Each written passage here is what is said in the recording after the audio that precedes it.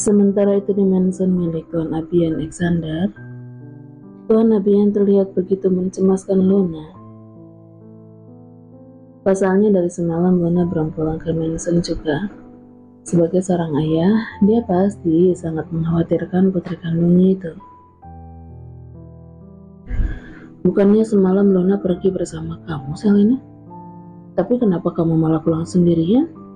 Tanya Tuan Abian kepada negerinya itu. Selena berpura-pura memperlihatkan wajah penuh rasa kesedihan di hadapan sang ayah tiri. Maafkan aku, Pak. Semalam Luna bilang dia mau pulang duluan naik taksi. Aku pikir dia pulang ke mansion. Tapi ternyata sampai kini Luna belum pulang juga. Mana HP-nya ketinggalan di mansion lagi. Tuan Abian nampak frustasi. Dia udah mengerahkan banyak bodyguard untuk mencari keberadaan Luna dan dibantu oleh anak buahnya Arga pula. Namun sampai kini keberadaan Luna sama sekali belum bisa ditemukan. Selena juga sebenarnya sangat penasaran kemana perginya Luna. Sementara ketiga pria yang dia suruh untuk memperkosa Luna, mereka bertiga sulit sekali untuk dihubungi karena seorang pria berbaju kuning yang berhasil melarikan diri dari Jonathan. Dia memilih untuk melarikan diri keluar kota dengan membawa lari uang bayaran dari Selena. Selena pasti akan membawa kembali uang bayaran tersebut jika mengetahui usaha mereka telah gagal untuk melakukan berudah paksa terhadap Luna. Namun walau begitu, sebenarnya Selena sangat senang dengan apa yang dialami oleh Luna saat ini. Karena pada akhirnya Luna telah menghilang dengan sendirinya. Bahkan dia berharap wanita itu mati dengan cara yang sangat mengenaskan. Agar Selena selamanya menjadi CEO di EBS. Usahanya membuat Luna amnesia tidaklah sia-sia. Saat itu, Selena sama sekali tidak merencanakan untuk menabrak Luna. Akal jahatnya tiba-tiba muncul dengan sendirinya ketika melihat Luna yang sedang berlari keluar dari gerbang mansion. Selena pikir Luna akan mati saat itu. Sayangnya, sang adik tiri hanya mengalami koma selama beberapa bulan dan amnesia sampai sekarang. Dan tentu saja, saat kejadian penabrakan yang dia lakukan terhadap Luna, Selena langsung menghubungi ibunya agar menghapus semua rekaman CCTV yang terdapat di luar gerbang mansion. Aku tahu Papa lagi mengkhawatirkan Luna, tapi Papa harus ingat dengan masa depan perusahaan kita.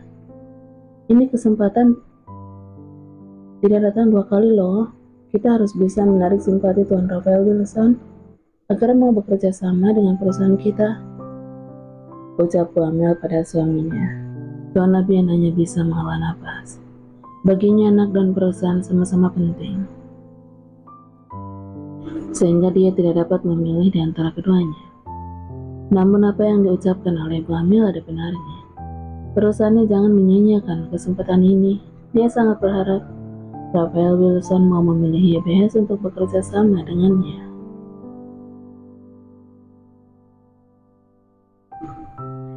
Mama dan Papa tenang aja, aku akan berusaha keras untuk bisa menarik perhatian Rafael Wilson. Selena berkata dengan penuh percaya diri. Dia sangat yakin suatu saat nanti, jika dia terus berjuang, dia pasti akan bisa mendapatkan seorang pria yang sangat tampan dan penuh karisma itu.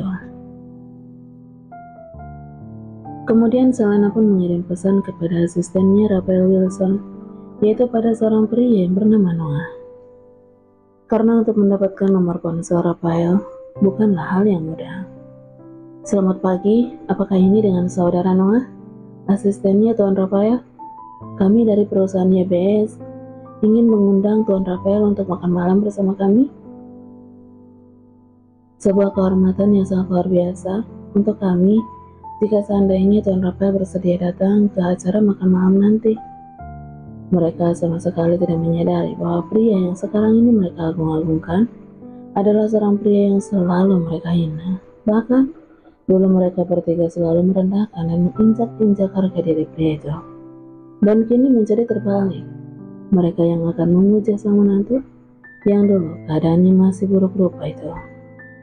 Di lain tempat, apa kamu yakin ingin mendengarkan apa yang aku inginkan darimu, Lona Alexander? Tanya Jonathan kepada seorang wanita yang masih bersatu sebagai istrinya itu.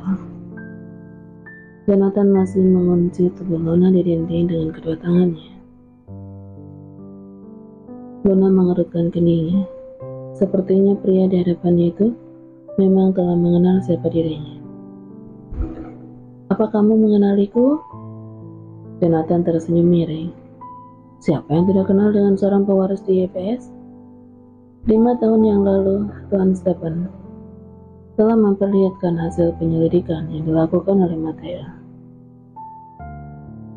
Sang kaki tangan ayahnya itu, dari hasil penyelidikan itu, memperlihatkan bagaimana mesranya Luna dan Arga di Amerika.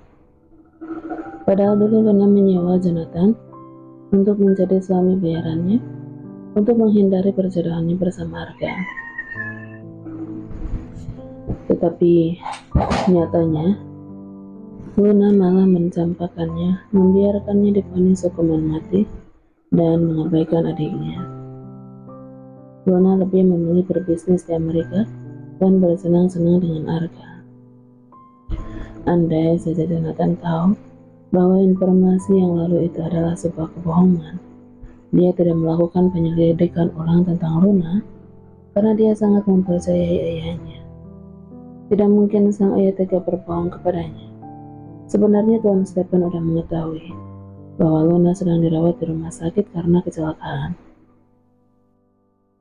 Tapi dia menyuruh Mateo untuk memanipulasi informasi tersebut dan mengedit foto Luna dan Arga yang sedang bermesraan di Amerika.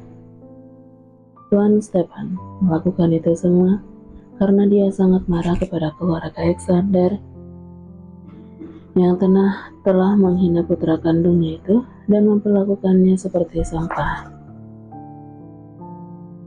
Dia tidak akan pernah merestui jika sampai Jonathan kembali kepada Luna, sehingga dia menjodohkan Jonathan dengan Grace. Padahal Jonathan masih belum resmi bercerai dengan Luna. Apa yang kamu mau dariku? Kenapa kamu menculik aku seperti ini? Tanya Luna dengan nada ketakutan, tangannya gemetaran ketika memandangi Jonathan. Karena ada banyak hal yang harus kamu bayar kepadaku, jawab Jonathan. Dia menatap Luna dengan penuh kebencian. Luna mengerutkan keningnya. Maksudnya? Luna sama sekali tidak paham dengan apa yang Jonathan maksud. Apakah Luna pernah melakukan kesalahan kepada pria di hadapannya itu? Tapi mengapa pria itu sama sekali tidak pernah sedikitpun terlintas di dalam ingatannya? Pria tersebut begitu asing untuk Luna. Jonathan tersenyum semir. Dia udah tahu bagaimana kepribadian seorang Luna. Seorang wanita arogan, angkuh, dan tidak punya hati nurani. Sangat mudah untuknya melupakan kesalahannya begitu saja. Bahkan mungkin kehadiran dirinya yang versi dulu di kehidupan Luna hanyalah sebutiran debu untuk wanita itu, yang tidak akan pernah sudi untuk Luna ingat. Luna memang tidak boleh memperlihatkan kepada semua orang bahwa dia sebenarnya amnesia, karena sampai kini nama Luna masih menjabat sebagai CEO di YBS. Jangan sampai para investor tahu akan kondisi sang pewaris di YBS itu, sehingga Selena harus menggantikan posisi Luna untuk sementara di Indonesia dengan alasan Luna sangat sibuk dengan proyek besar di luar negeri, sehingga jarang berada di Indonesia. Aku ingin kamu menjadi pembantuku selama 30 hari. Jonathan berkata dengan nada serius. Jonathan ingin memperlakukan hal yang sama kepada Luna ketika dia masih menjadi seorang Jonathan yang buruk rupa. Dulu, dia memang telah menjadi seorang pelayan untuk Luna. Walaupun sebenarnya memang atas dasar kesepakatan bersama Tapi tidak ada salahnya dia memperlakukan Luna seperti itu. Pembantu? Luna sangat terkejut mendengarnya. Dia yang selalu diperlakukan seperti seorang putri di mansionnya, tidak pernah menginjakkan kakinya ke dapur. Bahkan dia adalah seorang pewaris di perusahaan YBS. Dengan begitu entengnya, ada seseorang yang ingin menjadikan dia sebagai seorang pembantu. Tentu saja Luna sangat tidak terima dan merasa terhina. Aku tidak mau. Siapa dirimu beraninya menjadikan aku sebagai seorang pembantu? Aku akan melaporkan kamu ke kantor polisi atas tuduhan penculikan, sambung Luna. Jonathan tersenyum semir. Dia segera berjalan mundur sedikit menjauhkan dirinya dari Luna, seolah mempersilahkan Luna untuk pergi. Tanpa berpikir panjang, Luna segera berlari untuk melarikan diri dari mansion tersebut. Begitu berhasil keluar dari mansion megah itu, Luna terkejut melihat ada banyak sekali para anggota klan Lucifer yang sedang berjaga di setiap gerbang. Mereka semua membawa senjata api. Hal tersebut membuat hati Luna bertanya-tanya, apakah mungkin pria tampan yang menculiknya itu bukanlah sembarangan orang? Jedor.